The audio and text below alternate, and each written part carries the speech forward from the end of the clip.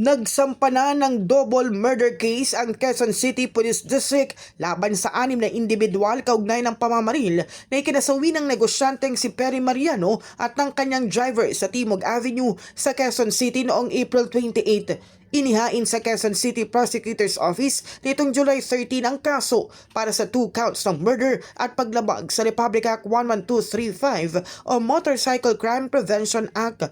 Batay sa investigasyon, binaril ng riding in tandem suspect sa mga biktima habang nasa loob ng kanilang sasakyan. Kapwa silang nasawi habang ginagamot sa ospital. Nabuo ang investigasyon matapos ang masusing CCTV review, panayam sa mga testigo, digital forensic examination, intelligence validation at forensic analysis na nagresulta sa pagkakakilanlan ng mga suspect at pagbuo ng matibay na ebidensya.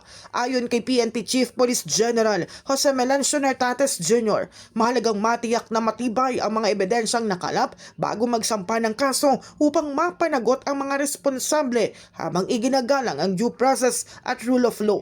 Dagdag pa niya, patuloy na makikipag-ugnayan ang PNP sa mga prosecutors upang matiyak ang maayos na pag-usad ng kaso sa korte. In the heart of changing lives, ako si Brigada Cass Austria ng 105.1 Brigada News sa FAM Manila, The Music and News Authority.